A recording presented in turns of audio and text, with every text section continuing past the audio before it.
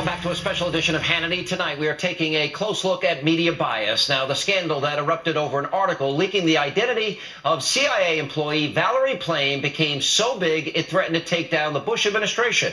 Now, what most people don't know is what much of the controversy was created, well, by the media itself.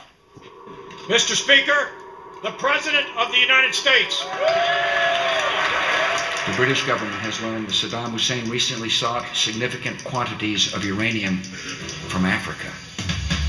Those 16 words sparked a political firestorm, and thanks to the mainstream media, they also sparked what became known as the Plame scandal, in which the media sacrificed principle at the altar of politics and exposed their blind hatred for the Bush administration. A president who lied us into a war, and there are still far more questions than there are answers.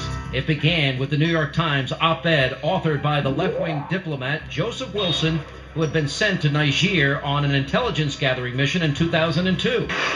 Now, Wilson claimed that the president's statement was false and charged that the Bush administration had manipulated intelligence in order to launch the Iraq War. When one comes back from an intelligence gathering trip, if one goes to a news media and starts writing partisan political editorials, that's not just strange, it's outrageous. Mr. Wilson had been in the National Security Office of the Clinton administration. He was known around Washington as being someone of clear political views on the left side of the spectrum. I think they should have asked some questions which might have led them to some of his political connections.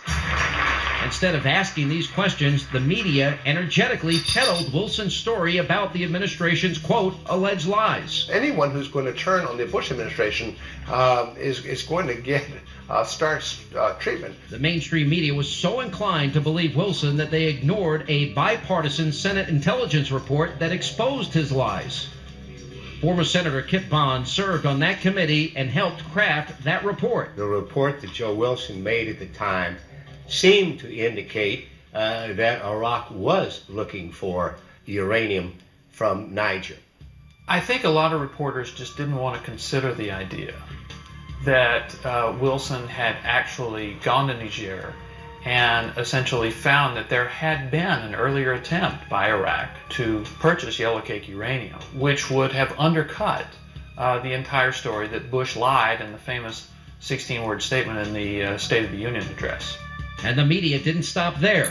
When journalist Robert Novak wrote a column noting that Wilson's wife, Valerie Plame, was an undercover CIA agent, the media cited the column as evidence of a smear campaign against Wilson and his family, organized, of course, by the Bush White House. He is the victim of a Bush administration smear campaign. One former U.S. diplomat is tonight saying he is getting smeared, in effect, by the White House. Wilson says his family is the subject of a smear campaign by senior administration officials. But once again, the mainstream media chose fiction over fact and politics over principle. Valerie Plame was not covert because she didn't come under the law's definition of a covert officer. I can remember appearing on television and simply saying flatly, I know there's no underlying crime here. There's no underlying crime because Valerie Plame does not qualify as a covert CIA agent under the law that you're discussing. Regardless of the facts, the media clamored for an investigation. The media, all the way from the Atlantic Constitution to the Washington Post, and in between in the alphabet, the Boston Globe, the New York Times, were all crying out for an investigation. The media came out and they started doing story after story after story, demanding to know who it was that was his source. Now, according to Plame, Wilson, and the mainstream media, the source of the alleged leak was located somewhere in the Bush White House. What did the president know, and when did he know it? What did he know about his top hardballer, Karl Rove's role in the CIA leak affair? What should Karl Rove do if he is indicted? For the liberal media, an indictment of White House operatives would have been Christmas come early. I love to see those kinds of things happen. It does wonders for me. And they got their wish when Special Prosecutor Patrick Fitzgerald was appointed to investigate the Plame scandal. There were some on the left who viewed the day that Fitzgerald would reveal his indictments. They viewed that as Fitzmas because they saw a whole number of Bush officials being indicted and ultimately sent to jail on this. Now, the tragic outcome of the media's rush to judgment was that innocent men inside the White House took the blame. Now, one in particular, Cheney's chief of staff, Scooter Libby, was indicted and later convicted of perjury in 2007. Now, this conviction occurred even after it became clear in the fall of 2006 that State Department official Richard Armitage, no right-winger, was the source of this leak. When we finally learned that the main source for the Valerie Plame information was Richard Armitage, the reaction was, oh, never mind.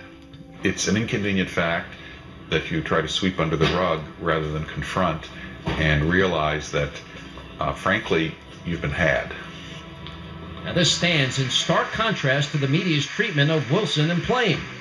Joe Wilson and Valerie Plame Wilson became celebrities. They became heroes. They were featured in glossy layouts in Vanity Fair, and they ultimately had a very positive Hollywood movie made about them. Given the cursory level of investigation conducted by the media, the real question becomes whether they were duped by Wilson and Plame or actually complicit in the scandal. The media were duped by Joe Wilson and Valerie Plame. It was only because the media wanted to be duped by those two people. Now, regardless of the answer, it was the American people and the truth who were the casualties of this media scandal. Plame scandal was Washington at its worst. It was the media out of control, relentlessly pursuing a story in scorched earth fashion. The amount of effort and attention paid to it detracted from legitimate coverage, both positive and negative, that could have been given to the war and the issues surrounding it. I think America deserved more than that. And coming up, it touts itself as being all the news that is fit to print. Well, coming up next, we uncover how the New York Times has a very tricky way of defining what is and is not news.